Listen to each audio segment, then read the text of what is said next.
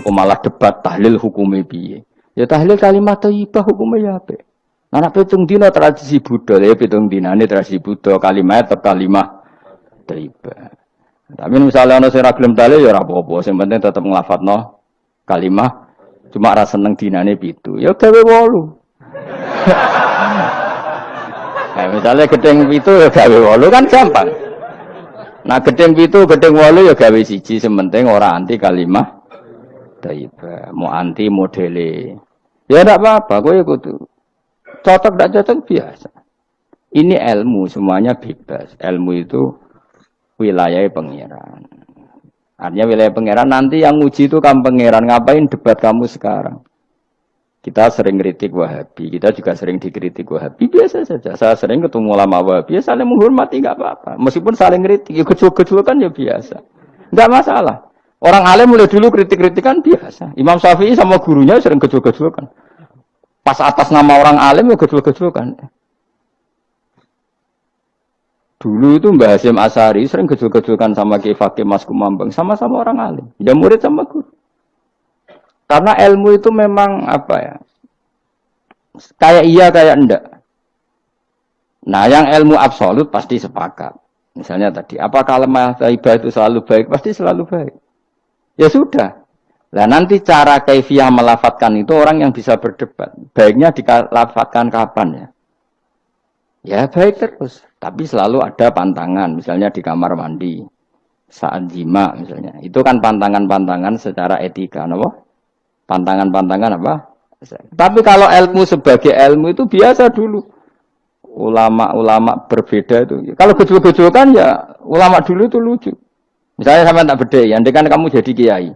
Kira rara-rasan jadi kiai. Baik mana anak-anak kecil di waro kamar wong tua apa dipisahkan. Andai kan kamu punya pondok, milih mana? Anak kecil disamakan kangkang besar apa dipisah? Mau jawab, milih di warna apa dipisah? Dipisah. Nah, kehen dipisah. Lu kakek sing dipisah. Ada yang bilang di warna. Kalau di warna itu memang kalau dipisah itu resikonya sing kecil mentali cilik terus. Mergo ora ono sing didik sing tua. Nak di warna kadang sing cilik, sing tua kan suwaya rabi men bakas rabi. Cilik katut bakas rabi bahaya. Utawa suwali sing cilik melok main game, sing tua melok main game mergo katut cah cilik. Lha iku jadi istiad, sama-sama apa? Sama-sama apa? Mungkin. Sehingga dulu itu pernah ada wali itu karena sholat jamaah itu di shaf akhir. Yang shaf awal wali karena sering shaf awal. Yang shaf akhir ya ada yang jadi wali. Yang shaf awal nggak terima. Kenapa kamu jadi wali padahal kalau sholat di shaf akhir? Jawabnya, saya itu malu sama Allah. Kok kepedean betul kok di depan. Tapi kok niru ya, gimana cerita ya? Cek pede ini enggak ngarep. Karena dia di belakang motifnya itu tidak males, tapi motifnya itu apa? Tawadhu atau malu, dia jadi wali. Nah, aku kan mergo males panjang. Atau moh rohimame tadi. Iku sing mari ra wali-wali. Sing kok ngarep kadang ambisi ngimami padha dene malah repot meneh. Jadi dulu ilmu itu biasa. Orang Maliki itu nak gojlok orang Hanafi itu yang tak ngame. Orang Hanafi kalau gojlok Imam Malik itu yang tak ngame. Ya biasa dulu itu ilmu. Ya biasa. Misalnya gini sampean tak bedai. Tidak jawab saja jujur. Rasulullah itu puasa Senin Kemis selalu apa kadang-kadang dalam semua riwayat. Kadang-kadang.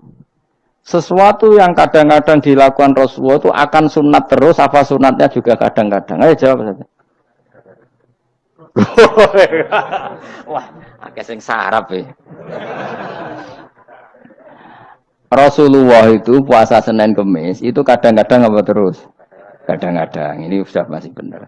Sesuatu yang pernah dilakukan Nabi kadang-kadang itu menjadi sunat terus apa sunatnya juga kadang-kadang? Terus. Nah, sekarang ini. Sebetulnya hadis kunut itu semuanya sepakat. Rasulullah kunut itu ya ahyanan kadang-kadang. Nah, sesuatu yang pernah dilakukan Nabi kadang-kadang itu akan menjadi sunat terus ila yaumil. Maka Imam Syafi'i milih kunut terus. Abu Hanifah enggak. Bahaya kalau sunat kok dilakukan terus. Nanti dikira wajib. Sehingga Abu Hanifah tidak kunut. Dan itu ya biasa ketemu gitu. Imam Syafi'i kalau sholat di Masjid Abu Hanifah itu tidak kunut. Ketika ditanya ikroman di hadal madhab, saya menghormati madhab. Orang Hanafi kalau main ke rumahnya Imam Syafi'i ya kunut ya biasa dulu. Sekarang kunut dan kunut jadi politik identitas. Ini kunut sebelah ini mesti. Tidak kunut sebelah yang dulu itu enggak. Saya sampai sekarang nggak pernah tahu kunut itu tradisi ormas mana. Sampai sekarang nggak ada tahu. Karena saya orang alim, tahunya kunut mazhab Syafi'i, enggak kunut mazhab Hanafi. Dan itu sebelum tahun 12 dan 26 mazhab itu. Sudah tahu tuh maknanya. Mazhab itu sebelum tahun 12 dan tahun 26. Jelas? Kok orang paham? Jadi dulu lama ya biasa perdebatannya gitu. Apakah sesuatu yang pernah dilakukan Nabi secara ahyanan itu sunat terus? Apa sunatnya juga ahyanan sekali tempo? Jawabannya apa? Terus. Tapi kalau terus bahaya nanti yang sunat dikira wajib. Nah, yang berpikir gitu Abu Hanifah, yang berpikir terus Imam Syafi'i. Ya sudah, akhirnya jadi seperti ini. Dulu itu nggak jadi politik identitas, saling menghormati. Imam Syafi'i itu Abu Hanifah sudah kabundut. Pernah sholat di Masjid Abu Hanifah tidak kunut. Ketika ditanya ikroman li hadzal madhab, saya menghormati madhab ini. Tak angen-angen nak kunut terus nggak dikira wajib. Orang-orang Hanafi kalau ke rumahnya Imam Syafi'i di komunitasnya juga kunut. Ya sudah biasa dulu seperti itu. Makanya kita ini harus ngaji. Dulu itu biasa ulama gejol-gejolkan perkara madhab kayak yang saya contohkan tadi. Orang yang membatalkan puasa lewat jima itu kan sanksinya berat. Sanksi ini karena jima, apa karena hadku hormati Ramadan biuri usrin syar'iyyin, merusak kehormatan Ramadan tanpa uzur syara'. Cara Imam Malik karena merusak Ramadan tanpa uzur syara' sehingga gak jima pun hukumnya sama. Yaitu misalnya makan tanpa uzur, ya hukumnya sama. Kenapa sama? Jima istri hukumnya apa? Halal apa haram? Halal. Makan? Halal. Maka kalau itu kamu lakukan fina hari Ramadan, siang-siang Ramadan tanpa uzur syara, maka sanksinya sama-sama berat. Karena dianggap melecehkan kehormatan Ramadan. Cara Imam Syafi'i enggak, jima sama makan mulai dulu beda. Kamu makan wajib mandi enggak? Nah, kalau jima wajib. Kan beda. Ya beda itu tidak sama. Ya sudah, Imam Syafi'i memberi sanksi berat untuk jima, untuk makan tidak. Wong padha pintere kan yo penak. Penak kan? Sing ora penak iku padha gobloke, padha sok pintere. Lah iku debate ra barbar iku. Padha gobloke, nak debat padha sok pintere. Wis naudzubillah min dzalik. Kulo nek debate omong malah kudu guyu. Malah melok goblok ngrungokno tok malah melok goblok. Wong debat agama kok gak ana referensi, ra ana kitabe. Aman menurut saya. Memangnya Anda penting dalam wali ora, ulama ora kok debat agama menurut. Memangnya Anda mujtahid? Kudune gak menurut kitab yang saya baca dalam mazhab Syafi'i kitabnya ini begini. Sing sitok bantah dalam mazhab Maliki kitabnya ini. Wah itu keren. Aku teko ning majelis.